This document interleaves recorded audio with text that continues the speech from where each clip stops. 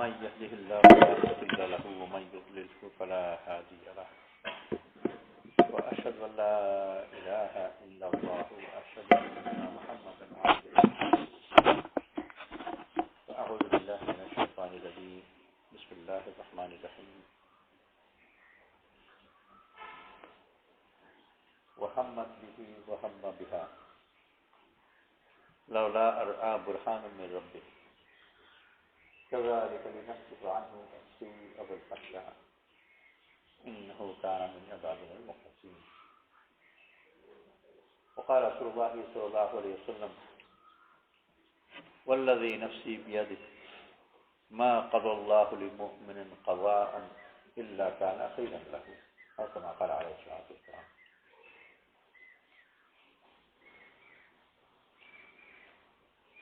জুলেখা ইউসুফ আলাইহিস সালামের দিকে প্রলোভিত হলেন,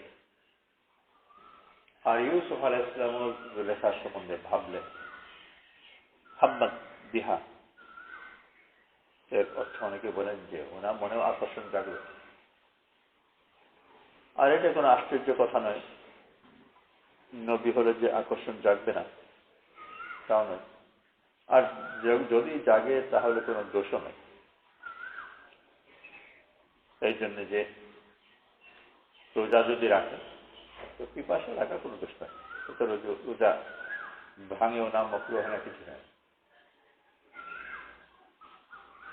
পানি খেলে ভেঙে যাবে।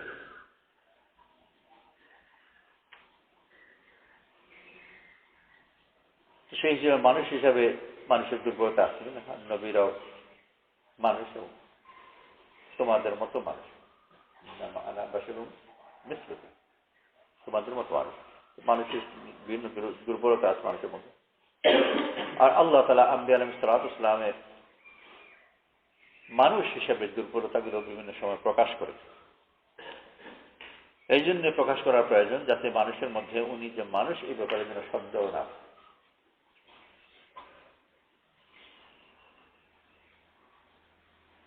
মানুষ হওয়ার পরেও মানুষ তাদেরকে দৃষ্টান্ত হিসেবে নিজেদের জন্য গ্রহণ করতে চায় না।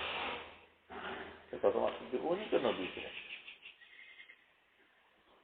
যদি ফেরেশতা হতেন তাহলে কোন দৃষ্টান্ত নাই নিতাম, উনি ফেরেশতা, আমরা মানুষ, আমরা কি ওরকম পারবো না।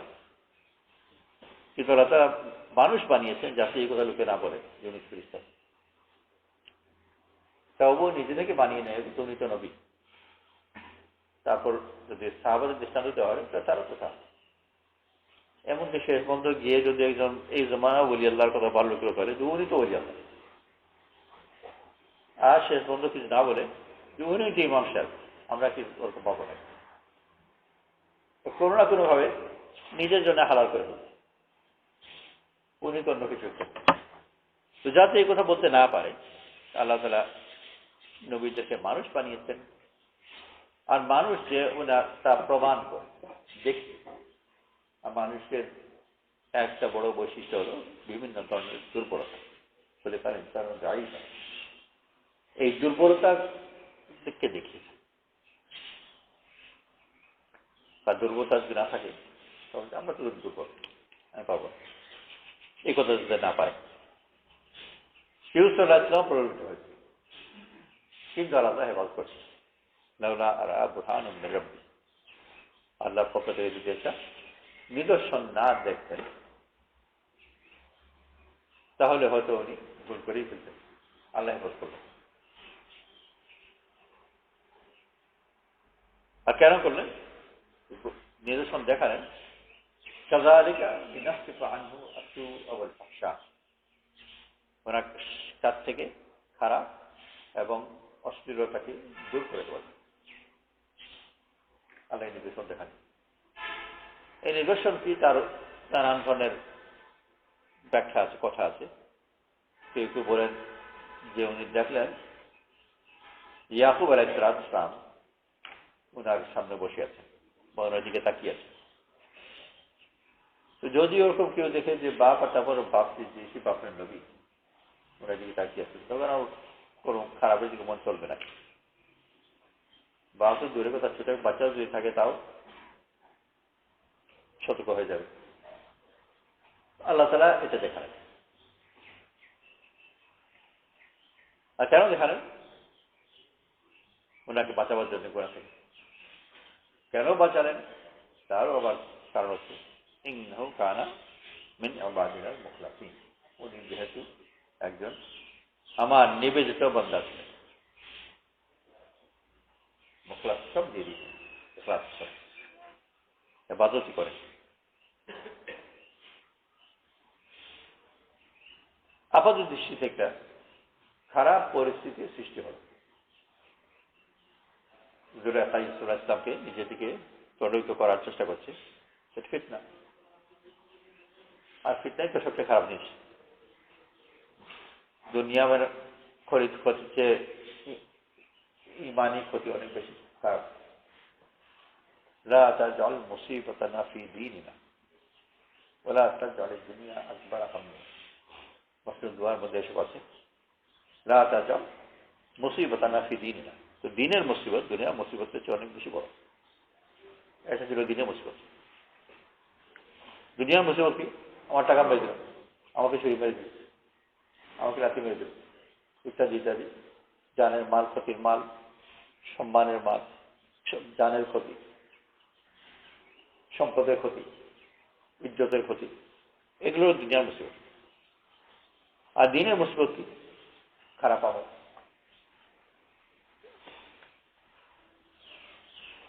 আল্লাহ থেকে ধ্যান সরে যাওয়া, দিনের মধ্যে খারাপ আকীদা সৃষ্টি হওয়া, এসবগুলো দিনের মুসিবত। তো দুনিয়ার মুসিবত এমন কোনো বড় মুসিবত নয়, দিনের মুসিবত হচ্ছে বড় মুসিবত। লা তাজআল মুসিবাতানা ফি দীনিনা, আমাদের দিনের ব্যাপারে আমাদের মুসিবত দিন, দোয়া করুন। ওয়ালা তাজআল দুনিয়া আকবার হাম্মিনা, আর দুনিয়াকে আমাদের প্রধান চিন্তার বস্তু বানিও। যাটা যে দুনিয়া প্রধান চিন্তার বস্তু, ও দুনিয়ার মুসিবত থেকে নিজেকে বাঁচাবার চেষ্টা করবে, দিনের মুসিবতকে কোন গুরুত্ব দেবে।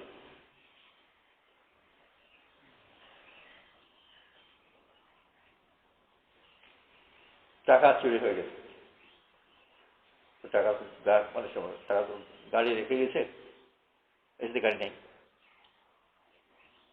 অফিস থেকে বেরোতে গাড়ি নেই, গাড়ি খুঁজে গেছে দুপুরবেলা, গাড়ি খোঁজ করতে করতে ইত্যাদি বিকেল যে গাড়ি পেয়ে গেছে, কিন্তু জোহরের নামাজ কাজা হয়েছে, গাড়ির চাকার মধ্যে জোহরের নামাজ পড়ে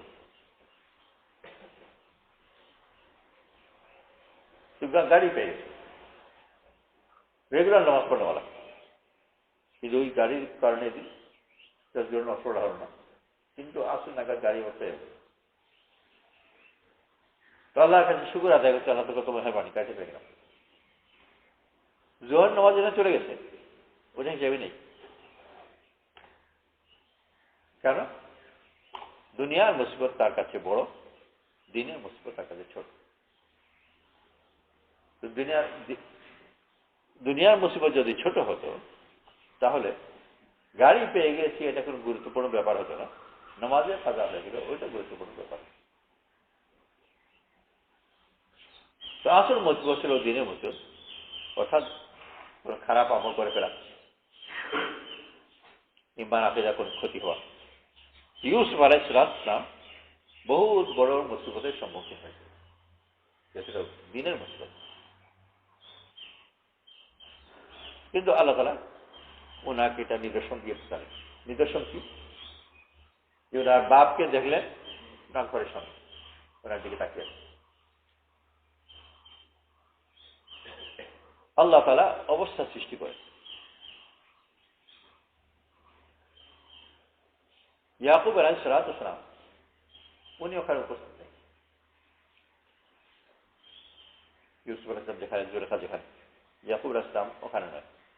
আর ইয়াকুব আলাইহিস সালাম জানেনও না ইউসুফ আলাইহিস সালাম কোথায়।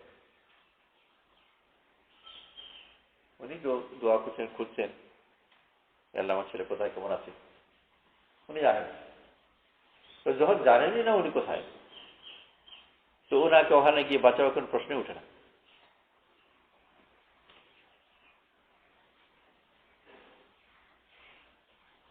তো উনি আসেন এখানে, উনি আসেন, আল্লাহ তাআলা ওনার সুরতকে ব্যবহার করেছেন, ওনার ছবিকে আল্লাহ তাআলা ওখানে হাজির করেন। আর কেন করলেন? এইটা দিয়ে ইউসুফ আলাইহিস সালামকে বাঁচালেন। আল্লাহ তাআলা বাঁচাবার জন্য কোনো ঠেকানোর জন্য সুরকে ব্যবহার করতে হবে, কিন্তু আল্লাহর আম নিয়ম হচ্ছে যে আল্লাহ তাআলা আসবাবের মাধ্যমে করে, আসবাবও নিজেই বানান। সাধারণত আসবাবের মাধ্যমে করে, আসবাব ছাড়া করা ওটা খুবই ব্যতিক্রমের ধরনের জিনিস। সাধারণ মানুষের জন্য আল্লাহ তাআলা সাধারণত আসবাবের মাধ্যমেই করে থাকেন। ইব্রাহিম আলাইহিস সালামকে আগুনের মধ্যে হেফাজত করলেন, এটা খুবই ব্যতিক্রমের ধরনের।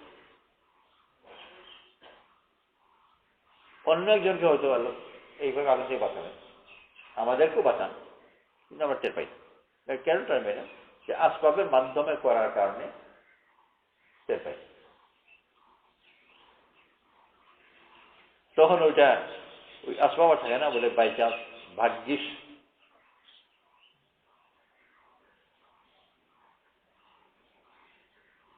ইসলামাবাদ আর রাওয়ালপিন্ডি বেশি দূরে না, পাশ কাছাকাছি।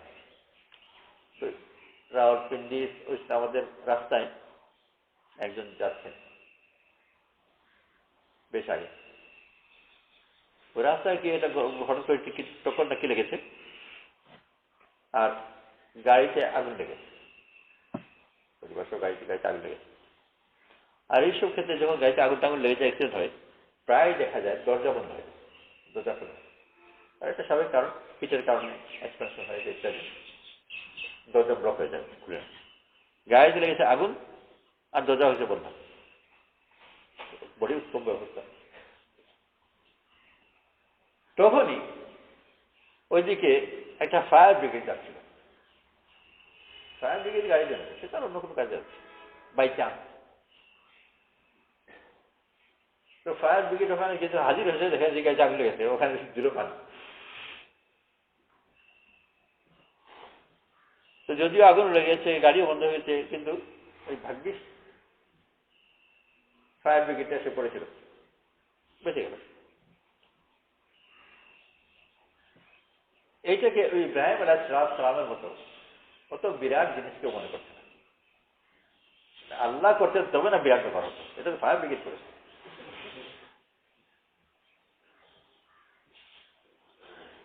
তো যেহেতু ফায়ার ব্রিগেড যখন পানি ঢালে তো আগুন নিবেই, এটা না কি আছে, তো পানি ঢালা হয়েছে, আগুন নিবে গেছে, এটা ওর কি আছে। তো যেহেতু আসবাবের মাধ্যমে হয়, তো মানুষ ওই আসবাবের উপর ছেড়ে দেয়, আর ওই আল্লাহর দিকে নজর দেয়। আর যখন আল্লাহ তাআলাকে বিনা আসবাবে করেন, তো সরাসরি আল্লাহর দিকে নজর দেয়। করেন তো আল্লাহ তাআলাই, কিন্তু যে যেভাবে দেখতে চায় আল্লাহ তাআলা তাকে সেভাবে দেখান। আল্লাহ তাআলা যাকে দিয়ে যেভাবে দেখাতে চান তাকে দিয়ে ওইভাবে দেখান। ইব্রাহিম আলাইহিস সালামের ক্ষেত্রে বিনা আসবাবে করলেন।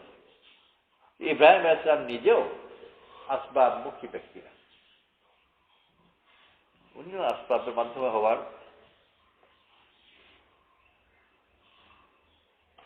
দৃষ্টি রাখেন না, আসবাবকে ছেড়েছেন বারবার।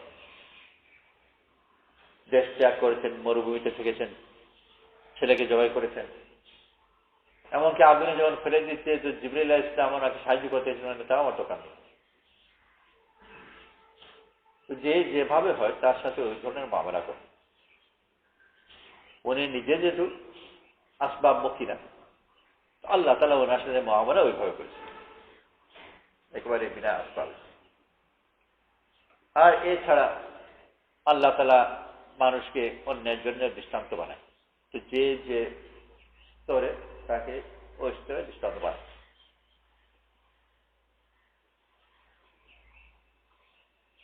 দুনিয়ার মানুষকে দুনিয়ার কাজে দৃষ্টান্ত বানায়। একজন ডাক্তার, ওই ডাক্তার দৃষ্টান্ত অন্যান্য ডাক্তাররা তাকে দেখে দেখে ডাক্তারি শিখেছে। একজন মিস্ত্রি, আরেক মিস্ত্রি তাকে দেখে মিস্ত্রিগিরি শিখেছে।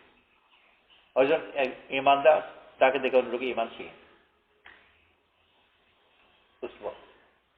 আর মোটামুটি বড় যদি ডাক্তার হয় তাহলে ওর আশেপাশে ওই হাসপাতালে আরো কিছু লোকে ওকে দেখছে, কিন্তু এনার পরিস্থিতি এর বাইরে যায়।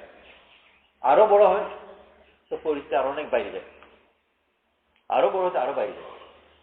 ইমানের ব্যাপারে ওরকম একজন তবলিগের কাজ করে, ওনার আশেপাশে যারা আছে তাকে দেখে দেখে তবলিগ শিখে কেমন তসলি করে। আমি তাকে বলতে পারলাম না, উনি কাছে করে ফেললেন, দেশের মতো আসতে হয়।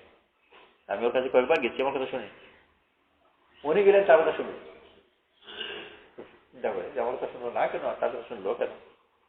তো চিন্তা করে তো বুঝি যে ওনার কথা এই জন্য শুনেছে যে ওরা আমাদের কোরবানি দিচ্ছে, আরো গেছে, আরো তোর দেশে কথা বলছে, মতো আসতে হয়।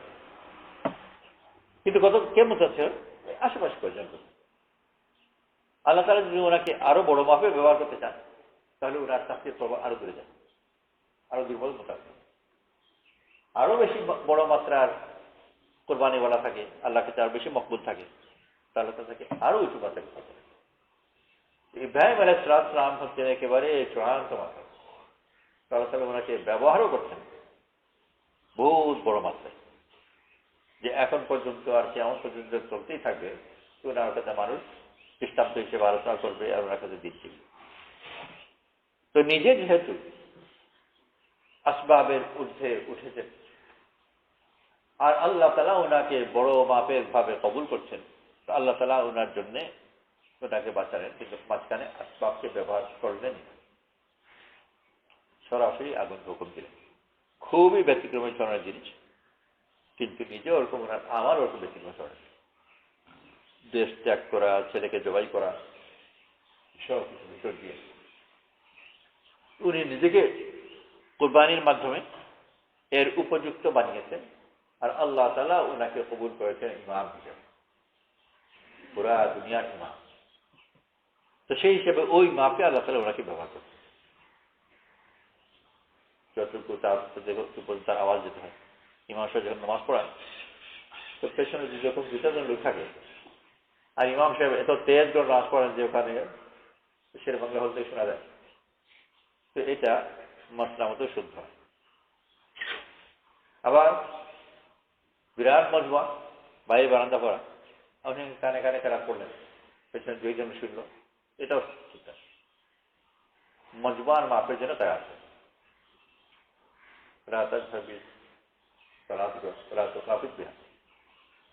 সব থেকে বেনজারিক সবিলা, মাঝে মাঝে হবে, মাঝে মাঝে বলতে যে মাপের সে মাপের।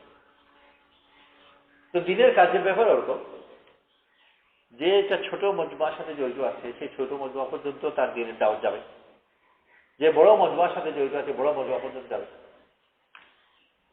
ইব্রাহিম আলাইহিস সালাম বিরাট মজমার সাথে আছেন, কিয়ামত পর্যন্ত মানুষের সাথে, তো ওনার দাওয়াত ওরকম কিয়ামত পর্যন্ত ওরকম জোর দাওয়াত আল্লাহ তাআলা দিনের আগুনের সরাসরি হুকুম দিয়ে। একটা অবস্থা আল্লাহ সৃষ্টি করে ইব্রাহিম আলাইহিস সালাম যেরকম ওনাকে আগুন পাইতে চাই, আপাতত দৃষ্টি জীবনে বহুত খারাপ অবস্থা, ওনার বিরুদ্ধে ষড়যন্ত্র, আর তারপর শেষ আগুনে ফেলেই দিল, বড় খারাপ অবস্থা। শেষ বন্ধু কি অবস্থা খারাপ হলো না ভালো? ভালোই হলো, হ্যাঁ ভালো হলো। ওনারও মান মর্যাদা বাড়লো, আল্লাহর কাছে মকবুল হলেন, ওনার ওইটা যে দুনিয়ার মানুষের ফায়দা হলো, হচ্ছে, হবে, ইমান শিখবে, তো সম্পূর্ণ জিনিস বড় ভালো হয়ে গেল, মোটেই খারাপ। ফেরাউন যা করতে চেয়েছে সেগুলো ভিন্ন কথা, ইব্রাহিম আলাইহিস সালামের জন্য সম্পূর্ণ জিনিস অত্যন্ত ভালো হবে। তো মুমিনের জন্য আল্লাহর পক্ষ থেকে যে অবস্থাগুলো সৃষ্টি ভালো ছাড়া কিছু হতেই পারে না। যাই ভাবে হয়তো জিনিস খারাপ, কিন্তু ওনার কাছে এসে ওটা ভালো হবে। ইউসুফ আলাইহিস সালাম জুলেখার প্রলোভনের পড়ল, আমাদের অবস্থা বড় খারাপ, দরজা বন্ধ, আর জুলেখা নিজের দিকে ডাকছে, আর নিজের মনের ভিতরেও না অবস্থা আসছে, সব কিছু মিলে খুবই খারাপ অবস্থা। কিন্তু শেষ পর্যন্ত হয়ে গেলে খুবই ভালো।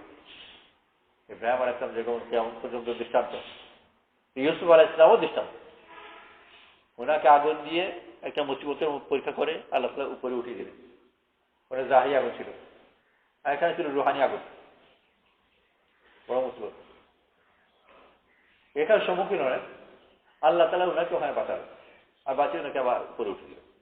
তো ইব্রাহিম আলাইহিসসালামের জন্য এই আগুনে ফেলে দেওয়া দেখতে মনে হবে যে বহুত বড় মুসিবত, আর আল্লাহর তরফ থেকে বড় ভালো দিক, কারণ ওনার জন্য শেষ পর্যন্ত খুবই উপকারী হয়েছে। আর ঠিক ওরকম ইউসুফ আলাইহিস সালামের জন্য এই জুলেখার আক্রমণ আপাতত দৃষ্টিতে খুবই বড় মুসিবত, কিন্তু শেষ পর্যন্ত ইউসুফ আলাইহিস সালামের জন্য ওটা অত্যন্ত উপকারী হয়েছে। রাসূল সাল্লাল্লাহু আলাইহি ওয়াসাল্লাম জানিয়েছেন, ওয়াল্লাযী নাফসি বিয়াদিহি মা কাদাল্লাহু লিলমুমিনিন কাদাআন ইল্লা কানা খাইরান লাহু। যার হাতে আমার জান, তার কসম খেয়ে বলছি, মুমিনের জন্য আল্লাহ তাআলা এমন কোন ঘটনা ঘটান না যা ওর জন্য মঙ্গলজনক। মানুষের দৃষ্টিতে আমাদের অনেকের মানে ইউসুফ আলাইহিস সালামের এই সম্পূর্ণ ইব্রাহিম আলাইহিস সালামের আগুনে ফেলে দেওয়ার যে কত বড় মুসিবত, শেষ পর্যন্ত ওনার জন্য বড় মঙ্গলজনক। আর ইউসুফ আলাইহিস সালামের জুলেখার খপ্পরের মধ্যে পড়া বহুত বড় মুসিবত, কিন্তু মঙ্গলজনক। ওরকম একজন ঈমানদারের জন্য যে অবস্থায় আসুক না কেন, তার ঈমানের কারণে ওই অবস্থা তার জন্য ভালোই হয়।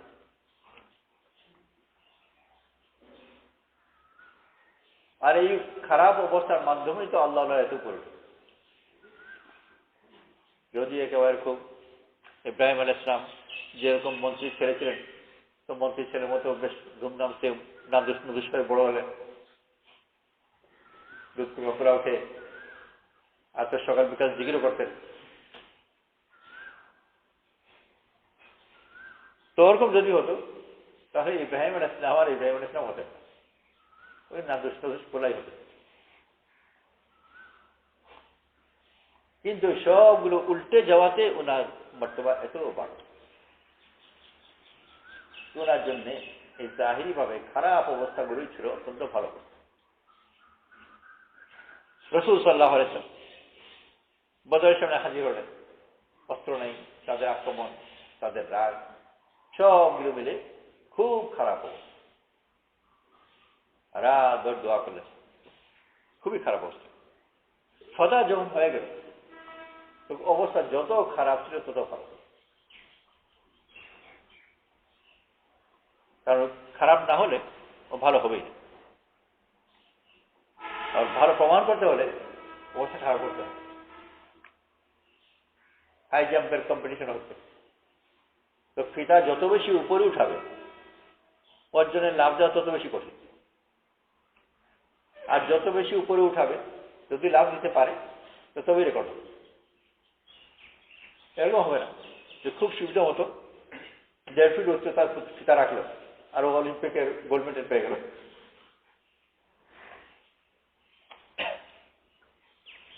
এত উপরে উঠাবে সে দেখেই অনেক সময় ভয় পাবে। আর এইসব জিনিস এগুলোই খেলাধুলা ইত্যাদির মধ্যে দেখা যায় যে এক ধরনের রুহানি মাস্কুলিটি করে, কখনো ফিতার দিকে তাকায়, ভাবে, তারপর মনের শক্তি সংগ্রহ করে, তারপর লাভ দেয়। হেভি ওয়েট ইত্যাদি বিরাট ওজন সামনে পট করে গিয়ে ধরে, সামনে থাকে, সেরকম দাঁড়িয়ে থাকে, তারপর ধ্যান করে, তারপর যোগে তো সম্পূর্ণ তার শক্তি লাগে। তার আগে এত বড় বাধা। তো দুনিয়াবি ময়দানে পরীক্ষা যত কঠিন হবে তো উত্তীর্ণ হওয়ার তত বেশি মান থাকে। এই জন্য এই কঠিন পরীক্ষা হওয়া তার জন্য ভালো করে। ক্লাসে অন্যান্য ছেলেদের তুলনায় এক ছেলের যোগ্যতা অনেক বেশি, যে জিনিস অন্যান্য কেউ পারে না। পরীক্ষা হলো, অনেকেই ভালো নম্বর পেল, সেও ভালো নম্বর পেল, তো আলাদা করে ওকে আর চিনা গেল। কিন্তু যে কারণেই হোক পরীক্ষার প্রশ্ন হলো খুব কঠিন। ক্লাসে মা হয়েছে অনেক সিলেবাসের ভিতর যেগুলো সেগুলো তো সেগুলোও কঠিন, এমনকি বেশ কয়েকটা প্রশ্ন সিলেবাসের বাইরে আর কঠিন প্রশ্ন। তো এই মহা কঠিন প্রশ্ন হলো, অনেকেই ফেল করলো। সেখানেও যদি সে ভালো নম্বর পেয়ে যায় তো অন্যান্য সবাইকে আলাদা করে তারপর দিচ্ছে ভালো হলে সবাই ফোকাস করে পেয়ে ওই কঠিন হওয়া অর্জনের লাভজনক হয়। তো আল্লাহর তরফ থেকে মুমিনের কাছে যে হালাত যেগুলো আসে দেখে অনেকগুলো কঠিন হালাত মনে হবে, কিন্তু ওর জন্য মঙ্গল, তা না খাই না ওর জন্য মঙ্গল। আর সব ওলিয়াদের সারা জীবনে নানান ধরনের কষ্ট কোরবানি, এই কষ্ট কোরবানিগুলোই তাদেরকে এত উঁচু মর্যাদায় উঠছে। সব কঠিন তার জন্য ভালো হয়ে গেছে। ভালো যদি বানাতে পারে জিনিস খারাপ না। গোবর দুর্গন্ধ, তো এই পচা দুর্গন্ধে ভরা গোবর ইত্যাদি ফেলে দিল। ফেললো কোথায়? গোলাপ ফুলের গাছের নিচে। তো যে বুঝে না সে বলবে যখন দুর্গন্ধে ভরে যাবে, আর এই গোলাপ ফুল যখন বেরোবে তো পচা দুর্গন্ধের গোলাপ ফুল হবে। কিন্তু তা ওই পচা গোবর থেকেই গোলাপ ফুল তার রঙও বের করে ফেলেছে আর তার গন্ধও বের করে ফেলেছে, একেবারে সুন্দর রং। আর এক ফুলের গন্ধে ঘর ভরে গেছে। আর কোথেকে এত গন্ধ পেল আর এত রং পেল? ওই গোবরের রস। তো ওই ফুলের জন্য গোবরের রস খারাপ থাকলো ভালো হয়। তো নিজে থেকে কোনো জিনিসই ভালো নয় মন্দ নয়, যদি সে নিতে পারে তো মুমিনের জন্য আল্লাহ তাআলা প্রত্যেক অবস্থাকে ভালো করে। বরং গোবরের যত বেশি পচা হবে, যত বেশি দুর্গন্ধ হবে, গোলাপের সুগন্ধ তত বেশি হবে। আর যদি এরকম দেয় যে গোবরের রস দিলই কিন্তু বিচার গোলাপ ফুলে যাতে কোনো কষ্ট না হয়, সমস্যায় না পড়ে, দুর্গন্ধ না হয়, সেই জন্য গোবরটাকে ধুয়ে ফিল্টার করে প্রসেস করে তারপর রস দিল, তো ওইটা যে গোলাপ ফুল কিছু পিউরিফাই করে দিলে এই পচা অবস্থা দিলেই তা বেশি ভালো। ইউসুফ আলাইহিস সালামের সামনে ওরকম একটা খারাপ অবস্থা পড়ল, ওই খারাপ অবস্থা ওনার মর্তবাকে আর বাকি আল্লাহ তাআলা হেফাজত কিভাবে করলেন? যে ওনার বাপের চেহারা ওনার সামনে হাজির, ইয়াকুব আলাইহিস সালাম ওনার দিকে তাকিয়েছে। ইয়াকুব আলাইহিস সালাম কিন্তু জানেন, কিন্তু ইয়াকুব আলাইহিস সালামের সুরতকে আল্লাহ তাআলা ব্যবহার করলেন। ওরকম আমার সামনে হঠাৎ করে বেশি হল, সে এসে জানি তাকে আনা হয়। ইয়াকুব আলাইহিস সালাম উনি নিজে আসেন, উনি জানেন না, আল্লাহ তাআলা ওনার সুরতকে এনেছেন। তো সুরতকে যেমন আল্লাহ তাআলা আনেন, ওরকম আল্লাহ তাআলা অজান্তে জিন্দা মানুষকে আনেন, কিন্তু যে এসেছে সেভাবে আমি এসেছি সে আসে, ওকে আনা হয়, ও জানে। বদরের সময় আব্বাস রাদিয়াল্লাহু আনহু তখনও মুসলমান ছিলেন, বা কেউ কেউ মুসলমান ছিলেন, কেউ প্রকাশ করেন, কোন কারণে অপ্রকাশিত ছিল। একজন ছোটখাটো আনসারী ওনাকে বেঁধে কয়েদি করে নিয়েছে, আর খুব আনন্দের সাথে রাসূল সাল্লাল্লাহু আলাইহি ওয়াসাল্লামের সামনে পেশ করে সেই আনসারী বললেন যে আমি এসে ধরে এনেছি, বেঁধে কয়েদি বানিয়ে। আব্বাস রাদিয়াল্লাহু বললেন যে ও ধরেনি, একজন বিশাল শক্তিশালী লোক ধরে বেঁধে ওর হাতে দিয়ে। উনি বলতে চাইলেন যে আপত্তি করেন না, আমি করেছি। উনি যখন আপত্তি করতে চাইলেন আমি করেছি, রাসূল সাল্লাল্লাহু আলাইহি ওয়াসাল্লাম ওনার মুখে হাত দেন, বলতে দিলেন না, আর বলেন আইয়াদাকাল্লাহু বিমালাকিন কারীম, আল্লাহ তাআলা তোমাকে সাহায্য করেছেন একজন বড় বড় দয়াবান ফেরেশতা দিয়ে। উনি দেখেন, উনি মনে করেন উনি করছেন, আসলে আসলে করেন আল্লাহ তাআলা ওনার সুরত দিয়ে এক ফেরেশতা দিয়ে করিয়েছে। আল্লাহ তাআলা যে করেন বিভিন্ন সময় ইয়াকুব আলাইহিস সালামকে দিয়ে আল্লাহ তাআলা ইউসুফ আলাইহিস সালামকে বাঁচালেন। ইয়াকুব আলাইহিস সালামের চেহারা সুরত দিয়ে ইয়াকুব আলাইহিস সালাম উনি জানেনও না, আর ওনার ধারণাও নয় যে উনি বাঁচছেন।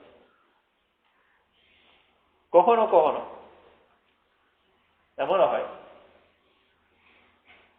যে এই সাহাবীর ক্ষেত্রে যেরকম যে ওনাকে দিয়ে কার বাস্তব ওনার শরীরকে দিয়ে আল্লাহ তাআলা ওনাকে করেছেন, কিন্তু আসলে যে ওনার ধারণা যে উনি করছেন, কিন্তু তাও আল্লাহ করা।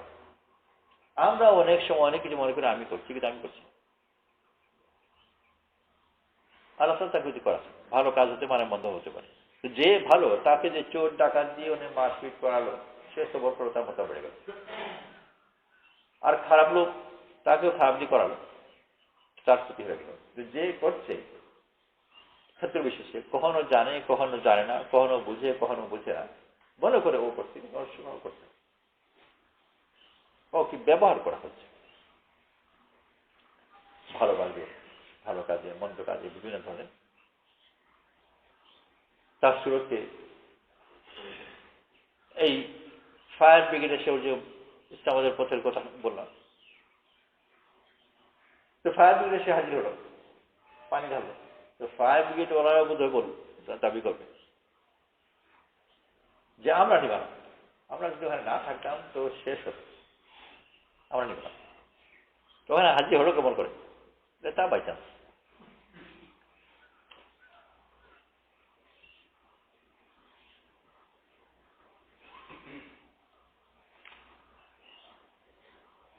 অনেক সময় তার ধারণা, ছোট বাচ্চা নাচ নিয়ে এসেছে, রান্না করা হচ্ছে, তো ছোট বাচ্চা দৌড়াদৌড়ি করে, যেখানে এখানে গিয়ে হাত লাগে ওখানে হাত লাগায়। রান্না করা হয়ে যাওয়ার পরে খানাটা যখন পেশ করা হয়েছে, তো বলছে যে ওই রেডে নতুন নতুন কথা বলতে শিখে, নতুন কথা বলছে। যখন বলছে ওই রান্না করেছে, কেউ রান্না করে খুব ভালো হয়েছে, ও খুব শিখেছে। আর তারপরে জিজ্ঞেস করে তুমি রেখেছিলে? হ্যাঁ আমি রেখেছি। কিছু কথা বলতে কিছু বলতে পারে না, কিন্তু তারও ধারণা যে ওই রান্না করেছে।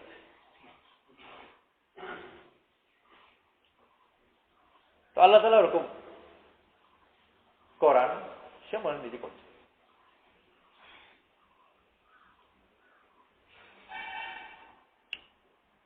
হজে যাচ্ছেন, একটা কথা বলে গেছে, একজন জাহাজে ছিল, বদনা পড়ে গেছে সমুদ্রে। তারপর এটা ঢেউ খরচ করে বা নেওয়ার তুলে ফেলে কোথায় এটা থানবির মতো আয় করেছে। সফরে যখন যাচ্ছেন, ওখানে ওনাদের অঞ্চলে একটু এক মজদুর ছিল, সেই মজদুর হঠাৎ করে কি একটা করলো যে ওর মতো বন্যা পড়ে গেছিল, বন্যা সে তুলে দিল।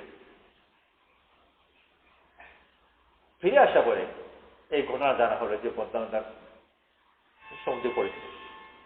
আর ও ওখানে ওই সময় মোটামুটি এখানে কোথায় দিল্লি না বোম্বানি কোথায়, সে বলল না বন্যা তো পড়ে গেল, তো দিলাম।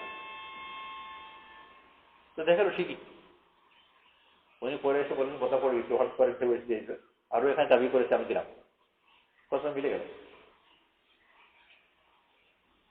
ও তো এখানে আল্লাহ তাআলা ঢেউয়ের মাধ্যমে করাচ্ছেন, আর একেও কোনো না কোনো ভাবে ব্যবহার করছেন, অথচ নিজে যে করছে তা কিন্তু। এগুলো বিভিন্ন ধরনের জিনিস হয় যেগুলো কোনো নিয়ন্ত্রণে নয়। এইসব উদ্ভট অস্বাভাবিক ধরনের জিনিস যেগুলো আমরা মাঝে মাঝে করে থাকি, এগুলো যে কখনো কখনো মানুষ আবার নিজস্ব কেরামত বানায়। কোন এক ভণ্ড ছিল,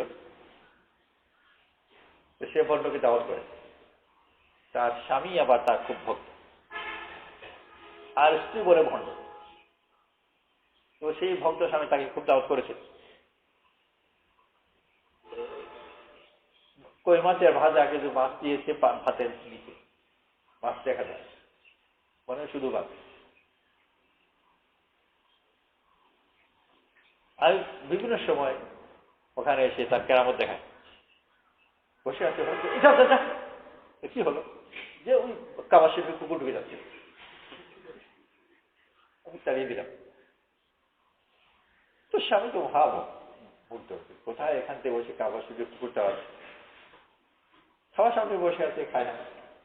কি তরকারি জিজ্ঞেস করতে হয়, হ্যাঁ দিয়েছিল ভাতের নিচে। খাবার শুধু কুকুরটা আনতে পারে, ভাতের নিচে মাছটা বের করতে পারলো না। তো এগুলো জিনিস বানানো হয়, সত্য হয় দুটোই।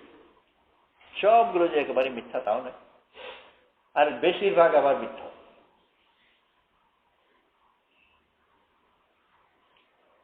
বাইতুল মোকাররমে আমাদের পরিচয় ছিলেন কিছু কিছু সময় আগে, ব্যবসায়ী ছিলেন, সিলেটের করিমগঞ্জের, শিলংয়ে বড় হয়েছেন, জমিদারের ছেলে।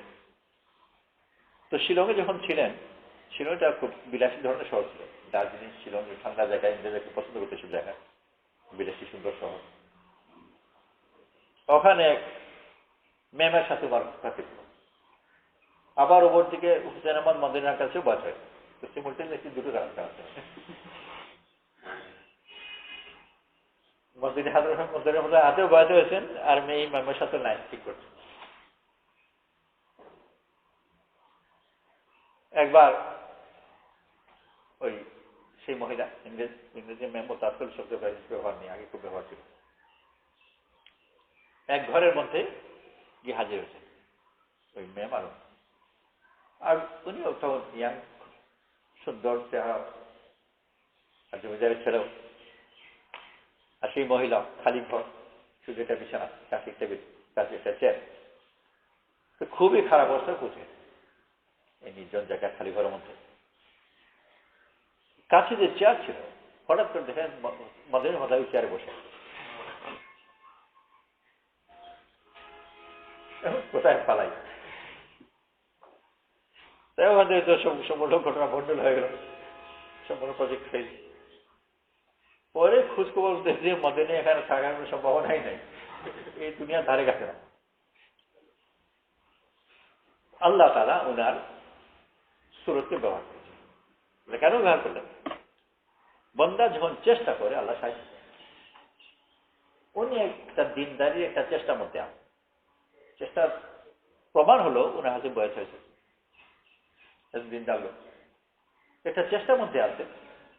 বান্দা তো শুধু চেষ্টাই করতে পারে, ওর চেষ্টাকে কবুল করে আল্লাহ তাআলা তা ফাঁসে, ওই চেষ্টার বরকতে আল্লাহ তাআলা ওনাকে বাঁচান। আর শুধু ওনার জন্য নয়, যেই চেষ্টা করবে আল্লাহ তাআলা তাকে ফায়দা যে দেবে। যে যে লাইনে চেষ্টা করে আল্লাহ তাআলা তার ফায়দা সাধারণত ওই লাইনে। যে কৃষিকাজ করে ওর রিজেক্ট সাধারণত কৃষিকাজের মাধ্যমে আসে।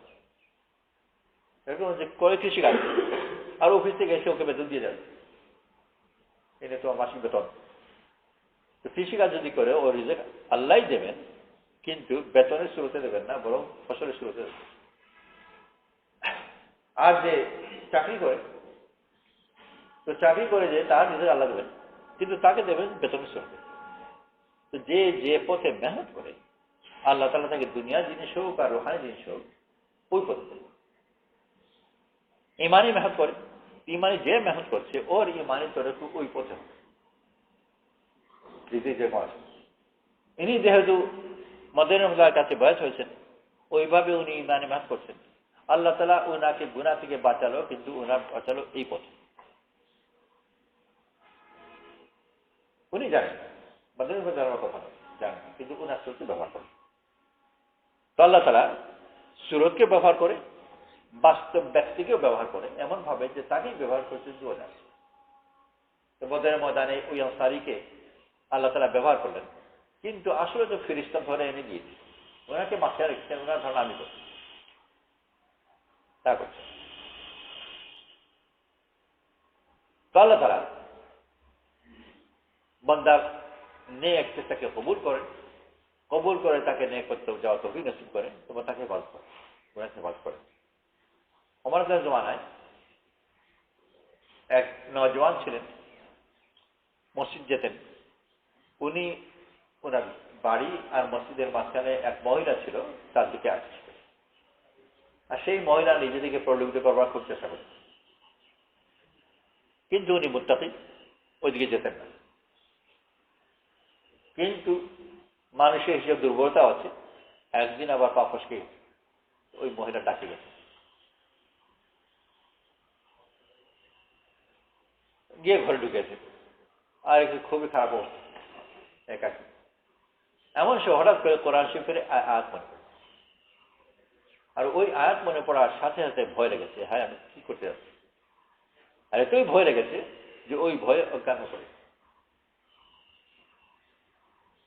এখন উনি তো অজ্ঞান, ওই মহিলা বিচার করে মহামুসিবত। এই আধা মরা মানুষকে লাশকে এখানে রেখেই বাকি নাও, এখানে পৌঁছাতে হবে কোনো রকম সাহায্য নিয়ে টেনে টেনে বাড়ি পৌঁছে দিয়ে খুশি এসেছে পরে, জ্ঞান ফিরে এসেছে। জ্ঞান ফেরার পরে উনার বাপ জিজ্ঞেস করলেন যে ব্যাপারটা কি, তো বললেন, আর বললেন যে আয়াত মনে পড়েছে, ওই আয়াত মনে পড়ার সাথে আমার তো ভয় লেগেছে, আর আমি অজ্ঞান করি। বাপ জিজ্ঞেস করলেন কোন আয়াত মনে পড়েছে, কোন বলে ইন্নাল্লাযীনা তাকাউ ইযা মাসসাহুম তাঈফুম মিনাশ শাইতানি তাযাক্কারু ফাইযা হুম মুবসিরুন। মুত্তাকি যারা, শয়তানের কোন দল যদি তাকে ধরেও ফেলে, ছুঁয়েও ফেলে, মুত্তাকি, কিন্তু সে ওই অবস্থা অর্থ স্মরণ করে, ধরে ফেলে কিন্তু ডাকতে পারে, আর আল্লাহ তাকে আবার দিতে ফিরিয়েছে। ওই যে বলতে আছে বিষলা টিকটিকি একটা বলতাকে দেখে খুব লোভ হয়েছে, বিরাট জিনিস, যত ছোটখাটো পোখায় চলছে বড় সড়ো, আর তার টেকনিক আছে ধরবা, অনেকক্ষণ ইয়ে টিকটিকা অনেকক্ষণ ধ্যান করে, নিশান করে, অনেকক্ষণ চিন্তা করে, তারপর একটা মনোবল নিয়ে আক্রমণ করে, তারপর অনেকক্ষণ দিয়ে লেজ জানিয়ে এমনি করে প্ল্যান প্রোগ্রাম করে টোরে তারপর লাভ দিকে ধরে ওর পদ্ধতি হল মুক্তি ধরা। বলতা কিন্তু মায়ের পেছন দিকে, ওদের পেছন দিকে দইটা বুঝেও যায়, ও মুক্তি ধরে ফেলেছে, ও উল্টিয়ে পেছন দিকে ওকে বেড়েছে, ও কি হল নাকি বলে বলে হল বলেন, টিকটিকি চিৎকার, বিভিন্ন চিৎকার করা জানি, সাধারণত করে নাই, কে খেলে শব্দ করে লাভ দিয়ে ওকে ছেড়ে দিয়ে পালিয়েছে। তো শয়তান ধরে এই নজওয়ানকে, কিন্তু আল্লাহ তাআলাই বলেছেন যে ধরে তো ফেলে কিন্তু রাখতে পারে। আয়াত মনে পড়েছে, বাপকে যখন বললেন জিজ্ঞেস করে কোরআন এই আয়াত ইন্নাল্লাযীনা তাকাউ ইযা মাসসাহুম তাঈফুম মিনাশ শাইতানি তাযাক্কারু ফাইযা হুম মুবসিরুন। মুত্তাকি যারা, শয়তান যদি তাকে স্পর্শ করে ফেলে তাহলে সে আবার স্মরণ করে, ইয়াদ করে, আর ফাইজা হুম মুবসিরুন, তখন আবার আল্লাহ তাআলা তাকে দৃষ্টি দান করে। এই আজ দ্বিতীয়বার যখন বললেন, আগের অবস্থা মনের মধ্যে আবার ওই ভয় এসে আমি করতে যাচ্ছিলাম, আর আবার পড়ে গেলেন, আর এবার জানি বের হয়ে আমার জান তাকে খুব ভালোবাসত, খুব আবেগ, আমার খুব ভালোবাসত, আমার জানকে তার খুব খবর তার সিদ্ধান্ত করবে। আজকাল যে মাইকিং করাইছে, তা আমাদের সময় কিন্তু ওই জানাজার মাইকিং নিয়ে দেওয়া আছে।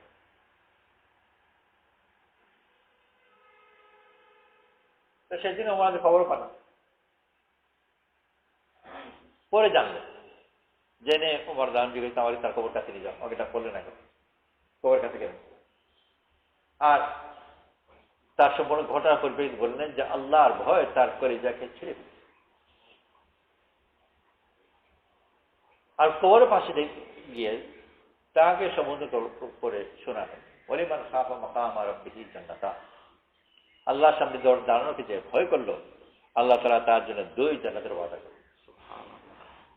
সে ওখান থেকে উত্তর দিল যে আল্লাহ তাআলা আমাকে 2 জান্নাত দিয়ে দিন।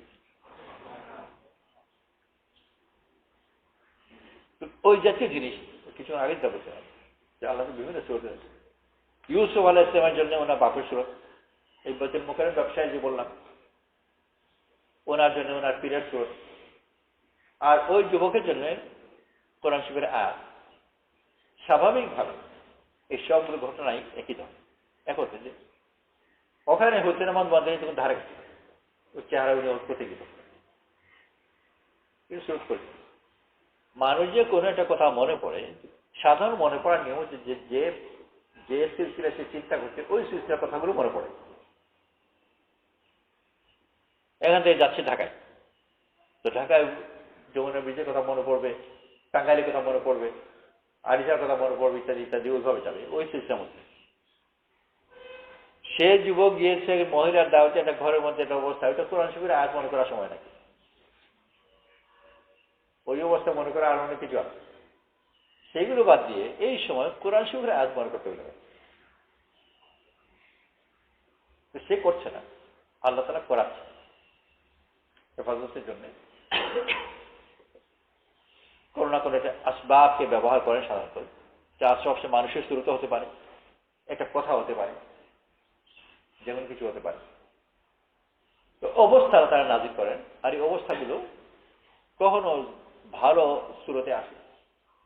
ইউসুফ আলাইহিস সালাম ওনার বাপকে দেখলেন, এটা ভালো জিনিস, ওই দেখলে আল্লাহ তাআলা ওনাকে ওই গুনাহ থেকে উদ্ধার করতেন। কিন্তু এর আগে যেটা ছিল জুলেখার দাওয়াত, ওইটা একটা জাহিরি সুরতে খারাপ জিনিস, কিন্তু ওইটাও ওনার জন্য ভালোই হয়ে গেছে, ওনার মর্তবাকে বাড়িয়ে দিল। এই ছেলে ওমর জাহানু যাকে ভালোবাসতেন, কোরআন শরীফের ওই আয়াত মনে পড়া আল্লাহ পক্ষ থেকে হলো, আর এটা বড় ভালো জিনিস হলো, এই আয়াত দিয়ে আল্লাহ তাআলা তাকে গুনাহ থেকে উদ্ধার করে দিল। কিন্তু এর আগের যেটা ছিল, একটা মহিলা তার দিকে আকৃষ্ট হওয়া, তার দিকে প্রলোভিত হওয়া ইত্যাদি, যেগুলো জাহিরি সুরতে বড় খারাপ জিনিস, কিন্তু ওই যুবকের জন্য এইসব জিনিসটাই ভালো হয়। এই সব ফিতনার ভিতর দিয়ে ওর মর্তবা আরো বেড়ে যায়।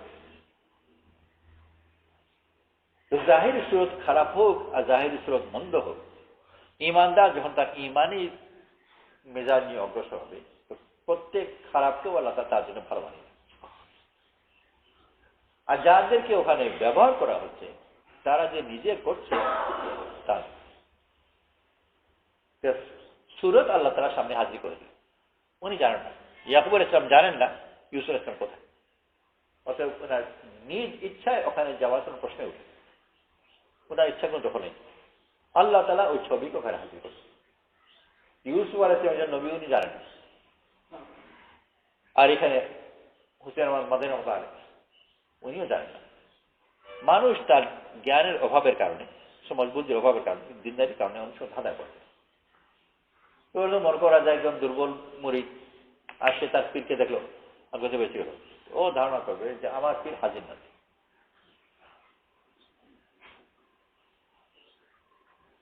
সে যে কথা বলছে তার ব্যক্তিগত কিছু অভিজ্ঞতা থেকে বলছে, ওকে বোঝানো এটা ঠিক নয়, খুব মুশকিল। তুমি কি বোঝো? এগুলো আমি জানি, এসব তোরা বুঝবে।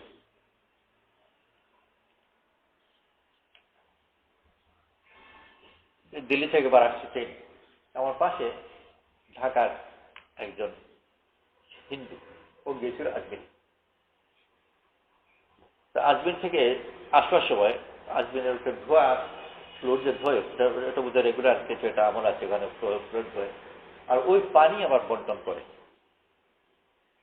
সবাইকে আবার দেয় না, নির্বাচিত লোকজনকে দেয়। তো সে তা বোতলে করে ওই কবর ধোয়া পানি, আর যেহেতু বেশ ধুলা ময়লাটাল থাকে, গোলা পানি বোতলে করে এনেছে। বেশ দিল্লি থেকে কলকাতা পর্যন্ত তো মোটামুটি লম্বা তো হয়, আসে আবার ঢাকার, আমার পাশেই ছিল, বেশ খাতির হয়ে গেছে। তো প্রথম দিয়ে কিছু বলেনি, একবার দিল্লি যখন পৌঁছে গেছি তখন বেশ খাতির হয়েছে, আর যার দুজন আমাকে তার রোহানি কান্দ করে হয়েছে। সে তারপরে ওইকে বোতল বের করতে, বের করে চুপচাপ খুব আদর যত সাহেব দেখালো, এগুলো সাধারণ লোকটা বুঝবে না, আপনাকে আমি দেখাই। তো ওই বোতলে আজমিরিয়ান ধোয়া পানি, ওইটা আমাকে দেখালো। তো ওরকম যে দেখেছে যে তার পীরের সুরতে তাকে গোড়া থেকে বেঁচেছে, সে তো করবে যেগুলো তোমরা কি বলছে, এগুলো বোঝার জন্য অন্য কিছু দরকার। ভুল বুঝে পড়ে যায়, আর এইসব বিদাতের মধ্যে ভুলের মধ্যে যে পড়ে উদ্ধার করা খুব কঠিন। কিন্তু যে তলবের মধ্যে থাকে আল্লাহ তাআলা তাকে আবার উদ্ধার করবেন, যে এই জিনিসের তলব থাকে। হালাত আসে, আর সব হালাতই মুমিনের জন্য ভালো, যদি ওটা থেকে সে পা যায়। তো ইব্রাহিম আলাইহিস সালামকে উনার আগুনে ফেলা ওনার জন্য ভালোই হলো, ইউসুফ আলাইহিস সালামের উপর জুলেখার আক্রমণ ওনার জন্য ভালোই হল। সেই ওমর রানুর সেই প্রিয় যুবক ওই মহিলার লোভের মধ্যে পড়া কোনো মনে জায়গায় ভালোই হল। তো জাহেরি জগতের হোক আর রুহানি জগতের হোক, প্রত্যেক খারাপ জিনিসও মুমিনের জন্য ভালো হয়ে যাবে যদি ওটা থেকে সে ওখান থেকে উদ্ধার হয়ে যায়, আর যে চেষ্টা করে আল্লাহ তাআলা তাকে উদ্ধার করে। আল্লাহ তাআলা বড় মেহেরবানকে আমাদের দিন দিয়েছে, দিনে মেহনত করতে থাকে। যে হিদায়াতের চেষ্টা আমাদের থাকবে, আল্লাহ তাআলা তাকে হিদায়াত দান করবে বিভিন্ন সুরতে। কখনো সুরত আসবে যেগুলো ভালো ধরনের সুরত, দেখতেই ভালো মনে হয়, ভালো একটা দিনের সুযোগ সুবিধা পেল, কখনো তার বিপরীত সুরতে আসবে মুসিবত পেরেশানি। কিন্তু এই মুসিবত পেরেশানি ইমানদারদের জন্য আলটিমেটলি শেষ পর্যন্ত ভালো জিনিসের আকারে ভাগ করে।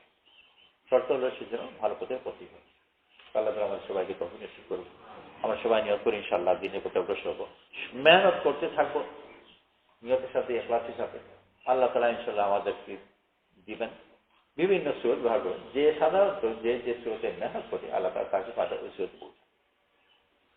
আল্লাহ কবুল করুন। তো ফাঁকা নিয়ত করি ইনশাআল্লাহ। ঠিক আছে ইনশাআল্লাহ।